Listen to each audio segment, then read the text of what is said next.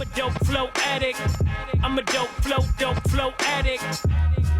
I'm a dope flow addict. Leaning in the whip, listen to Illmatic, Matic. I'm a dope flow addict. I'm a dope flow addict. I'm a dope flow addict.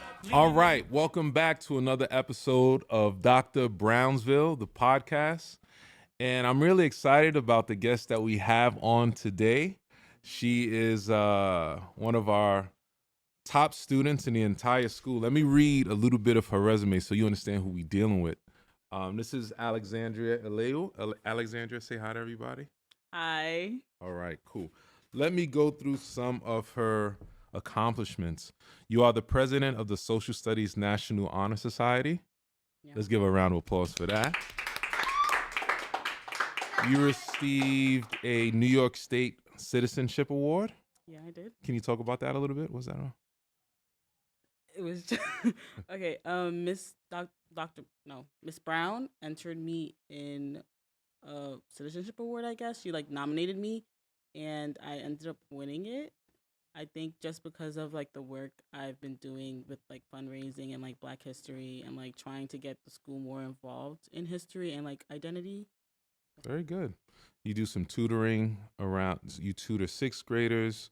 You did a great job. I don't know if you guys got a chance to see some of the footage from our Black History Month celebration, but everything that happened around Black history was because of you. Let's give it a round of applause. Give her flowers. It's the truth.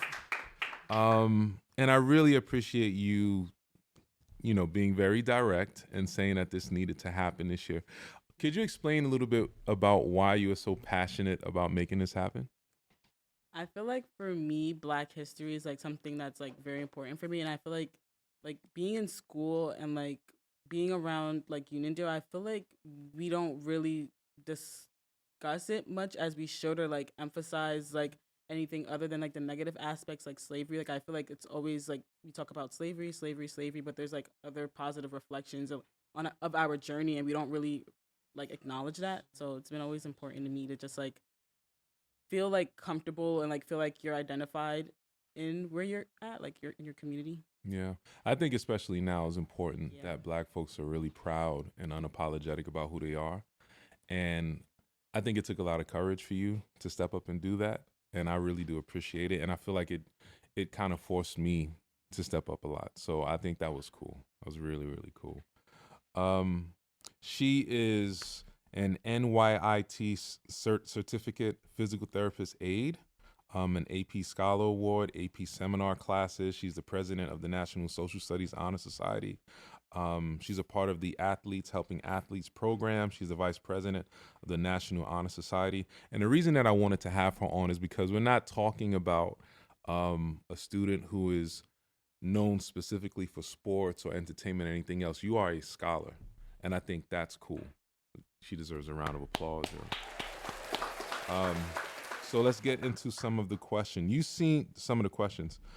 seem really driven. What keeps you focused and motivated? I feel I've always been very self-driven. I know what I want. I know what I want in my future, and I know I'm the person who has to put in the work to get that. And I feel my parents have always ingrained in me that it's up to me how I set up my future. What I do with my education is gonna lead me to where I am in the future. So I feel it's always been very important to me that I work hard, because I know I don't want to be a bum and broke and just not living how I want to live in the future. So I just feel I've always been driven to do more and push myself to do beyond my expectations. But a lot of kids' parents say they challenge them to do all those things. Why did it stick for you? A lot of kids will hear their parents say you need to be focused on your academics and do your work, but you actually listened. What makes you listen to that stuff? And I feel for me, I don't know why really, but I feel I just have a high expectation of myself, and not meeting that expectation just rubs me the wrong way, or makes me feel I'm not doing enough, and not knowing I'm not doing enough for my future scares me. I feel I'm afraid of failing, and knowing that I'm putting myself in a position to fail makes me want to do more, makes me try harder, and motivates me. I think for me, I always had this fear of being an underachiever. It's just a nightmare to be that person that everyone says, "Oh, he has so much potential," and that's still something that I wrestle with. Like, it never leaves me, and I don't know how individuals are comfortable with Exactly. just, Potential. you know what I mean? Like, I don't want to be the potential guy at Yeah. all. Besides your academics, you seem to step into leadership roles a lot, which you don't have to. You can just be a great scholar and not be a leader. What drives you to want to be a leader, though? I say from like early on, like I've always been like pretty shy and like I never would ever do leadership roles or like take on She's very shy. take Very. I'm not that shy anymore, but I feel like I used to be like really shy and I wouldn't talk or like try to take on leadership roles. I feel like Miss Chase was really like the person who like pushed me, and like Miss Savith, I feel like they really pushed me out of like being shy a little bit. Like when she's the one who actually nominated me to like be president of National Socialist Honor Society, and I feel like that was like the stepping stool of like me like getting out of my shyness and like finding my voice. I feel like for a long time like I was lost and like I didn't really have a voice. Like I never really felt like I could talk for real. And I feel like it just led me to like when she pushed me to do that, like I felt like I was in a comfortable space where I could actually use my voice, and like it felt nice like being able to advocate for other people, because I feel like when I was younger like I could never advocate for myself and like I just felt like stuck, and I feel like nobody advocated for me, so like being able to advocate for other people is like something that's important to me. I think that's awesome. And I think that, placing yourself in uncomfortable positions in order to grow is a very mature thing to do. Speaking about that, what are your career aspirations? What do you want to be when you get older? I want to be a pediatrician, and I aspire to own my own practice one day. Okay. Did you narrow down a college you want to go to? Not yet. Still looking. Still waiting for some responses. Got to get to the bag. Scholarship Yeah. first. Mm-hmm. Whoever's giving the most money, you need to go there. Do you want to stay home, or do you want to go away, or HBCU? Like, what are you leaning towards? I've always been more towards the HBCU, but like as times like progress this year, like I see myself still leaning towards it, but like a little bit more okay with being still here. But I more envision myself somewhere else and not like being here. I feel like I've been here my whole life, and like I'll be here again still when I come for break or other things. Like I feel like I should go out and like explore more and like just be in a different environment that I'm not like have my own freedom in a sense, but like not like that. Don't get too crazy. Like not that Not too crazy, much. but like As a kid say, not too much. Not too much. You've been in Uniondale your whole academic life. Where'd you I what's your grew up. story? I was born in. And I grew up in Brooklyn. I came here when Brooklyn. Yeah. Shout out to Brooklyn. Y'all know the vibes. BK in the house. You know what I mean? I'm old, but whatever. Brooklyn is still it. What part of Brooklyn? East New York. East New York. I'm from Browns'ville. You see the Ew. name. You see the name. East New York. What age you came to Uniondale? I came here when I was like 10, 11, around that time. That's Yeah. a culture shift. Yeah. What was like? So this is good, like therapy for me, because I'm going through like a culture shift now. What was like the biggest shift for you being from East New York coming into Uniondale? I feel like the school environment was so much different. Like when I came here, everyone knew the pledge, and I was just like, "What is this? Like, what are we talking about?" Like I was so confused. And then also like I feel like there's so much more high academic standards in Brooklyn compared to here. Like I felt like I was in a class, and I just felt like I'm like everyone just felt like I'm sorry. everyone was just like, not to say like stupid, but they were just Oh, not saying they were stupid, but they were just you like, can't start off like that and then they- like, they just no disrespect, like no like rudeness or anything, but they just were like delayed in a sense. Like they weren't like, I felt like I was like being held back a bit, like being in certain classes. Like I felt like I wasn't being pushed. Like I felt like I was just there. Like I already knew everything, and I was just sitting, just sit in class. How did you go about? Because there's a lot of kids coming from the city to schools in Long Island. How did you go about building a community of friends? Because a lot of kids struggle with building like a peer group out here. Or have you? Do you have like a peer group that you feel comfortable with? And how did you go about having that group set up? You mean like how did you build friendships when you got out here? What did you do? see, like again, I was very shy when I came right here. Like I did not talk to people. Like I feel like people just came more towards me, and like when I was like very shy, so people would just like talk to me. Like I was like the new person around, and like no one else really knew me, so I feel like people were kind of interested in talking to me. So I feel like people just came to me, and then like I started opening up a little bit more and talking to people. I feel like it just grew from there. I noticed that you don't really follow the crowds too much. I don't see you hanging around in the hallways with any boys. You better not. Boyfriends are for when you're 25 years old. Okay. Yes. Okay. Yeah. And also there's a lot of kids now, that are struggling with vaping and smoking and all that kind of stuff. That doesn't seem to be a challenge for you. How do you navigate that when you see so many people getting into it, but you don't? Like, what do you do? I feel like honestly, it's a choice. Like I feel like at this age, most of us are pretty much aware of what it's gonna do to you in the future. I just feel like it's if you care about your future and if you actually care about what it's gonna happen. I feel like also people like are so used to like just sticking with the crowd and like following what their friends are doing. I feel like everyone's like so influenced and like just needs to be themselves. Like I feel like you don't have That's to fit easy to in. say, though. That's easy to Well, say. it like, is. It is. Being but- yourself as a teenager takes a lot. Yeah. And for whatever reason, you do it well, but some people struggle. I feel like for me, I just feel like it's just knowing your values and your principles, like being able to stand on your principles and your values. It just overweighs what other people can tell you or what other people can like make you do. That's just how it's been for me. Like it's not like I haven't been in those situations where I'm like, oh, I'm just like, no, like that's not for me. Like that's not what I want to do with my life. That's just it's not the path I want to go down. And like you never know. Like you could just try it that one time and just get addicted. Like what's the purpose? What's the point of doing that? I agree. I do. You mentioned something before we started the podcast, and you talked about God a little bit. You go to church? Yeah, I do. Okay, what church you go to? I go to Light of God International Miracle Center. Good. And you've grown up going to church? Yeah, I have. Okay, cool.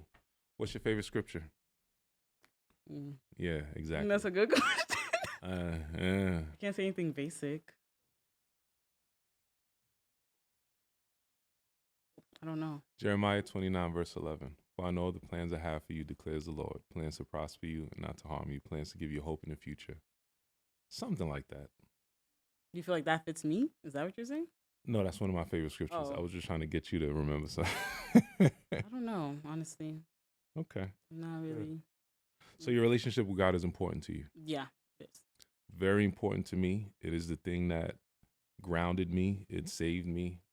Even now, like I was reading some scriptures today about Samson and all this kind of stuff. Do you go to church because you have to, or do you go because you want to? Okay, let me explain.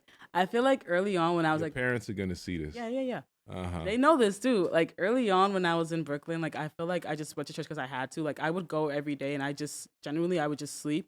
And people would ask if I had a 9-to-5 job because I was just like always sleeping at church. I just feel like it depends on like how you're surrounded in church. Like I feel like where I was surrounded, like I generally wasn't like happy. Like it was very judgmental and it wasn't like friendly or like trying to actually teach you something. It was just like it's this, that, and the third. Like you don't have no opinion on what it is. Like it was just not for me. But when I started, my mom started taking us to like a different church, like Light of God. I feel like there were people who actually like pushed me to like actually try to build a relationship with God. Like my minister, like Minister Emmanuel and my prophetess, they like really were like engaged in like getting me to understand God and like understanding like why it's important for them and like how it can be important for me too. And they just like he like delegated me to be a part of the media team, and it's something that at first I was like a little hesitant, but like something I actually enjoy. So like I do it every Sunday. Like I go to church every Sunday. It's not like a problem for me. Like I actually enjoy going. And like I enjoy being in a community where I don't feel like I feel like usually with a lot of Caribbean African churches, they're like so judgmental and they're so like so ready to tell you to get out and stuff. But I feel like with this, like, even though it's still an African and Caribbean church, it's not like that. Like it's different to me. Like it feels different. Like I feel like I'm in a different environment where I'm not like so self-conscious about everything. Yeah, I think it's weird that people who are in church for some reason feel comfortable judging folks. That's like is backwards and is dangerous spiritually, because the same way that you judge is the same way that you will be judged. Yeah. And that's interesting. Let me ask you a question. There's a bunch of teenagers that are going to watch this. Okay. And they're going to judge it or criticize it or whatever it is. But it will be a couple that watch it and say, wow, I really took something away from it.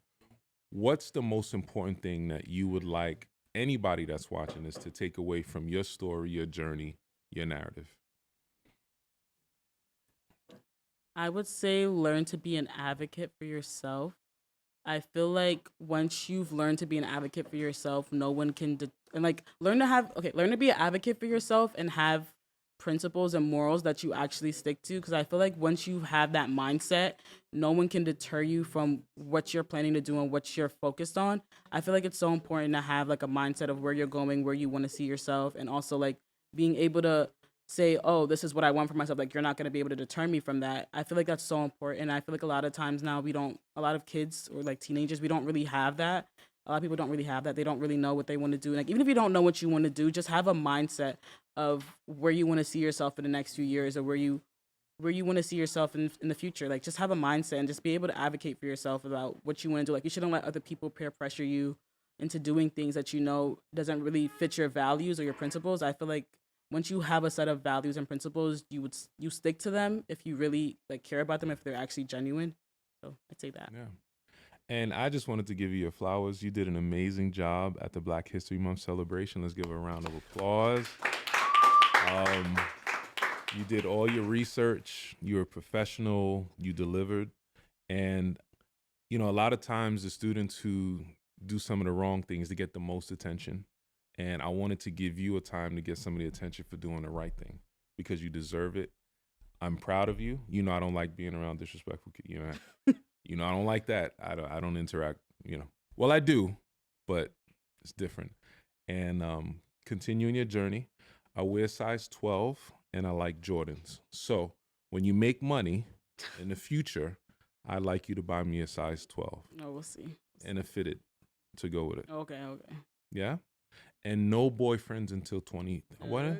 25. 25. That's when the frontal lobe is fully developed. matures. Mm-hmm. There you go. Anyway, all right, guys, have a great one. We're out from the Dr. Browns'ville Podcast. Listen to Illmatic, Matic.